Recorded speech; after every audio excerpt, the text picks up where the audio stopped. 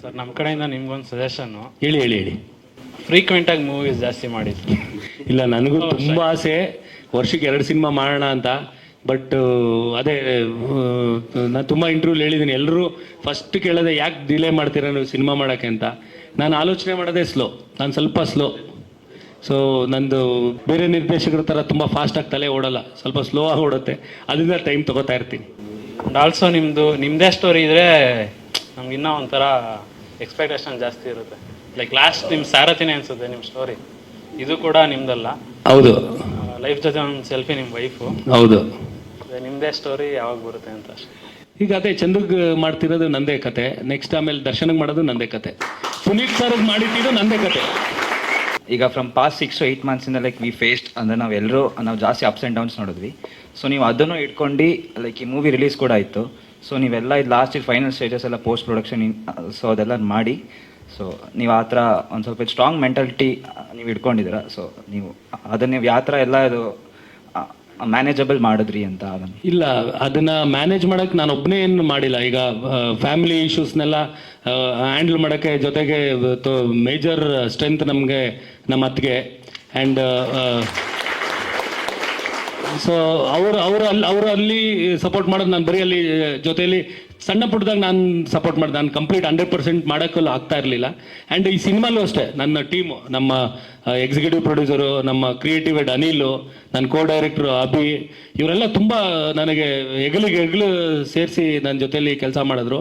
And ಎಷ್ಟೊಂದು ಕಡೆ ಹೌದು, ನಾನು ಅನಿಲ್ ಹತ್ರ ಒಂದೂವರೆ ತಿಂಗಳಿಂದ ಹೇಳ್ಕೊತಾ ಇದ್ದೆ, ಇಲ್ಲ ನನಗೆ ತುಂಬ ಬೇಜಾರಿದೆ, ನನಗೆ ಈ ಸಿನಿಮಾಗೆ ನಾನು 100% ಟೈಮ್ ಕೊಡೋಕ್ಕಾಗಿಲ್ಲ, ಬೇರೆ ಫ್ಯಾಮಿಲಿ ಇಶ್ಯೂ ಇದ್ದಿದ್ದರಿಂದ ಅಂತ. ಬಟ್ ಇವ್ರುಗಳು ತುಂಬ ಕೋಆಪ್ರೇಟ್ ಮಾಡಿದ್ರು. ಆ್ಯಂಡ್ ಎಲ್ಲ ನಮ್ಮ ಟೆಕ್ನಿಷಿಯನ್ಸ್, ನಮ್ಮ ಮ್ಯೂಸಿಕ್ ಡೈರೆಕ್ಟರ್ ಆಗಿರ್ಬೋದು, ನಮ್ಮ ಎಡಿಟರ್ ಆಗಿರ್ಬೋದು, ನಮ್ಮ ಕ್ಯಾಮ್ರಾಮನ್ ಆಗಿರ್ಬೋದು, ಎಲ್ಲರೂ ಅವ್ರವ್ರ ಕೆಲಸನ ಸ್ವಲ್ಪ ನನಗಿಂತ ಜಾಸ್ತಿನೇ ಎಫರ್ಟ್ ಹಾಕಿ ಅವರು ಆ ಕೆಲಸಗಳೆಲ್ಲ ಮಾಡಿ, ಅಂದರೆ ಅವ್ರಿಗೆ ಗೊತ್ತು ನನಗೆ ಏನು ಎಕ್ಸ್ಪೆಕ್ಟ್ ಮಾಡ್ತೀನಿ ಅವರಿಂದ. ಅವ್ರ ಕೆಲಸದ್ರು ಅದನ್ನ ನನಗೆ ತುಂಬ ಸಪೋರ್ಟ್ ಮಾಡಿದ್ರು. ಸೊ ನಿಮ್ಮ ಮುಖಾಂತರ ನಾನು ಅವ್ರಗಳಿಗೂ ಇನ್ನೊಂದು ಥ್ಯಾಂಕ್ಸ್ ಹೇಳ್ಬಿಡ್ತೀನಿ. ಅಣ್ಣ, ಇದಾದ್ಮೇಲೆ ಅದೇ ಲೈಕ್ ನೀವು ಹೇಳ್ದಂಗೆ ಲೈಕ್ ನಿಮ್ದು ಈ ಓಡಾಟ ಎಲ್ಲ ನೋಡಿ ನಮಗೂ ಒಂದು ಸ್ವಲ್ಪ ಮೋಟಿವೇಶನ್ ಬಂತು. ಲೈಕ್ ಅಂದರೆ ಲೈಕ್ ಎಷ್ಟೇ ಇದಾದ್ರೂ ಈ ಮೂವಿ ಇರಬೇಕು, ಈ ಕಡೆ ಫ್ಯಾಮಿಲಿ ಇರಬೇಕು. ಸೊ ನೀವೆಲ್ಲದೆಲ್ಲ ಹ್ಯಾಂಡಲ್ ಮಾಡಿದ್ರಿ. ಸೊ ಅದಕ್ಕೆ ನಿಮ್ಗೊಂದು ದೊಡ್ಡ ಹ್ಯಾಟ್ಸ್ ಆಫ್. ಇಲ್ಲ, ನನ್ಗಿಂತ ನಾನು ನಿಮಗೆ ಥ್ಯಾಂಕ್ಸ್ ಹೇಳಬೇಕು. ನೀವುಗಳು ನಮಗೆ ತುಂಬ ಸಪೋರ್ಟ್ ಮಾಡಿದ್ರಿ. ನಮಗೆ ಸ್ಟ್ರೆಂತೆ ಒಂದು ರೀತಿಲಿ ನೀವು, ನಿಮ್ಮ ಮೋಟಿವೇಶನ್, ನೀವು ಎಲ್ಲೂ ದರ್ಶನ್ ಆಗಲಿ ನಮ್ಮ ಫ್ಯಾಮಿಲಿನಾಗಲಿ ಎಲ್ಲೂ ನೀವು ಬಿಟ್ಕೊಡೋಕೆ ರೆಡಿ ಇರಲಿಲ್ಲ. ಸೊ ನೀವುಗಳು ಸಪೋರ್ಟ್ ಮಾಡಿದ್ಮೇಲೆ ನಮಗೆ 100% ಎನರ್ಜಿ ಬಂದ್ಬಿಡುತ್ತೆ. ಅಲ್ಲ ಅಣ್ಣ, ಲೈಕ್ ನೀವು ಹೇಳಲ್ಲ ಬಿಟ್ಕೊಡೋದಂತ. ಏನೇ ಆಗಲಿ ನಾವಂತೂ ಇನ್ನೂ 20 ಅಲ್ಲ, ಇನ್ನೂ 30 ವರ್ಷ ಆದರೂ ಇದಂತೂ ಹಂಗೆ ಇರುತ್ತೆ, ಸಾಯೋರ್ಗು ಹಂಗೆ ಇರುತ್ತೆ. ಲೈಕ್ ನಾವು ಅಷ್ಟೆಲ್ಲ ನಾವು ರೆಡಿ ಆಗಿದ್ವಿ. ಏನೇ ಬಂದರೂ ನಾವೆಲ್ಲ ಈಗ ಫ್ರಮ್ ಪಾಸ್ಟ್ 6 to 8 ಮಂತ್ಸಿಂದ ಲೈಕ್ ನಾವು ಇಡೀ ಫ್ಯಾಂಡಮ್ ಎಲ್ಲ ನಾವು ಎಷ್ಟು ಫೇಸ್ ಮಾಡಿದ್ವಿ ಅಂತ ನಮಗೆ ಗೊತ್ತಿರುತ್ತೆ. ಸೊ ಅದು ನಾವೇನು ಫೇಸ್ ಮಾಡಿದ್ದೀವಿ ಈಗ ನೆಕ್ಸ್ಟ್ ಇನ್ನು ಮುಂದೆ ಬರೋ ಮೂವೀಸ್ಗೆಲ್ಲ ನಾವೆಲ್ಲ ಯುಟಿಲೈಸ್ ಮಾಡ್ಕೊತೀವಿ. ಅಂದರೆ ನಾವೀಗ ಎಷ್ಟು ಸ್ಟ್ರಾಂಗಾಗಿ ನಿಂತ್ಕೋಬೇಕು ಅಂತ ಎಲ್ರಿಗೂ ಗೊತ್ತಾಗಿದೆ. ಕರೆಕ್ಟ್. ಸೊ ನಮ್ಮ ಇದೆಲ್ಲ ಆಗಿಂದ ಮುಂಚೆ ಹೆಂಗಿತ್ತು ಅಂದರೆ ನಾವೆಲ್ಲ ಇದರಲ್ಲಿದ್ವಿ, ಈ ಗುಂಪಲ್ಲಿದ್ವಿ. ಇವಾಗ ಒಂದು ಸ್ವಲ್ಪ 6 to 8 ಮಂತ್ಸಿಂದ ಹೆಂಗಾಯ್ತು ಅಂದರೆ ಲೈಕ್ ನಾವೆಲ್ಲರೂ ನಮ್ಮನ್ನು ಮಾತ್ರ ಇದು ಟಾಂಟ್ ಮಾಡೋರು ಎಲ್ಲ ಮಾಡೋರು. ಇವಾಗ ನಮಗೆ ಗೊತ್ತಾಗಿದೆ ಲೈಕ್ ಇನ್ನು ಏನೇ ಆಗಲಿ ಎಲ್ಲ ಒಳಗಡೆ ಎಲ್ಲ ಫುಲ್ ಎಲ್ಲ ಬಂಡೆಗಳೆಲ್ಲ ರೆಡಿ ಮಾಡ್ಕೊಂಡ್ಬಿಟ್ಟಿದೆ ನಮ್ಮ ಆಟ ಒಳಗಡೆ. ಸೊ ಇನ್ನು ಥ್ಯಾಂಕ್ ಯು. ಅಲ್ಲ, ಇವಾಗ ಅದೊಂದು ಸೇಯಿಂಗ್ ಇದೆಯಲ್ಲ, ಒಂದು ಕಲ್ಲು ಶಿಲೆ ಆಗೋದನ್ನೇ ಹುಳಿ ಏಟು ಬಿದ್ದಾಗ್ಲೇನೆ ಅಂತ. ಸೊ ಬೀಳ್ತಾ ಇದೆ, ಇನ್ನೂ ಆ ಏಟ್ಗಳೇ ಇನ್ನೂ ನಮ್ಮನ್ನು ಶೇಪ್ ನೀಟಾಗಿ ಮಾಡುತ್ತೆ, ಪರ್ಫೆಕ್ಟ್ ಮಾಡುತ್ತೆ ನಮ್ಮಂತ ಸ್ಟ್ರಾಂಗೆಸ್ಟ್ ಫ್ಯಾಂಡಮ್ ಎಲ್ಲೂ ಸಿಗಲ್ಲ ಅಣ್ಣ. ಅದು ನಿಜ. ಅದೇ ನಮ್ಮ ಸ್ಟ್ರೆಂತು. ನಂದಾಗ್ಲಿ ದರ್ಶನ್ದಾಗ್ಲಿ ಯಾವಾಗಲೂ ಅದೇ ನಮ್ಮ ಸ್ಟ್ರೆಂತು. ಒಂದು ದೊಡ್ಡ ಸೈನ್ಯಾಗ ನೀವಿದ್ದೀರಾ ನಮ್ಮ ಹಿಂದೆ, ಅಷ್ಟೇ. ಅದಿದ್ಮೇಲೆ ಇನ್ನೇನು ಬೇಕು ಹೇಳಿ. ಎಸ್ ಅಣ್ಣ, we love you for ever. So ನೀವು ಮಾಡೋಕ್ಕೆಲ್ಲ ನೋಡಿದ್ದೀವಿ. ಸೊ ಅದರಿಂದ ಲೈಕ್ ಇದು ರಾಯಲ್ ನಿಮ್ಗೊಂದು ದೊಡ್ಡ ಯಶಸ್ಸು ಸಿಗಲಿ, ಅದರಿಂದ ಇನ್ನೂ ಎಲ್ಲ ಒಳ್ಳೊಳ್ಳೆ ಸ್ಟಾರ್ಸ್ ಎಲ್ಲ ಬರಲಿ. ಆಮೇಲೆ ನಿಮ್ಮ ಮುಖಾಂತರ ಇದು ನಿಮ್ಮ ಲಾಬಿಯಿಂದ ಇದು ಚಂದನ್ ಅಣ್ಣ ಬರ್ತಿದ್ದಾರೆ. ಸೊ ಅವಾಗೂ ತುಂಬ ಒಳ್ಳೇದಾಗಲಿ. ಸೊ ಇನ್ನೇನೇ ಇದ್ರೂ ನಾವೆಲ್ಲ ಇದ್ದೇ ಇರ್ತೀವಿ. ಇವಾಗ ಎಷ್ಟು ನೋಡಿರೋ like it might be just 1 or 2%. ಆಚೆಗಡೆ ಇನ್ನೂ ತುಂಬಾ ದೊಡ್ಡದಾಗೆ ನಿಮಗೆಲ್ಲ ಕಾಯ್ತಿದೆ. Thank you. ಅಲ್ಲ, ನೀವು ಇದನ್ನ ವರ್ಡ್ಸ್ ಹೇಳ್ಬೇಕಾಗಿಲ್ಲ, ನಮಗೆ ಅರ್ಥ ಮಾಡಿಸ್ಬಿಟ್ಟಿದ್ರೆ ನಿಮ್ಮ ಬಿಹೇವಿಯರಿಂದ ನಾವಿದ್ದೀವಿ ಅಂತ. ಯಾವುದೇ ಟೈಮಲ್ಲೂ ನಮ್ಮನ್ನ ನೀವು ಬಿಡೋದು ಇಲ್ಲ ಅಂತಲೂ ಗೊತ್ತು. ಸೊ ಅದಕ್ಕೆ ನೀವು ಅಭಿಮಾನಿಗಳಲ್ಲ, ಸೆಲೆಬ್ರಿಟಿಗಳಲ್ಲ, ನಮ್ಮ ಪಾಲಕ್ಕೆ ದೇವರಾಗ್ಬಿಟ್ಟಿದ್ದೀರ ನೀವುಗಳು. ದೊಡ್ಡ ಮಾತು. ಥ್ಯಾಂಕ್ ಯು ಅಣ್ಣ, we love you for ever. ಅಣ್ಣ, ಚಂದನಾಗ ಮಾಡ್ತೀನಿ ಅಂದರೆ ಬಾಸಾಗ ಮಾಡ್ತೀನಿ ಅಂದರೆ ಧನ್ವೀರವ್ರಿಗೊಂದು ಮಾಡ್ಬಿಡಿ ಅಣ್ಣ. ಅವ್ರಿಗೋಸ್ಕರ.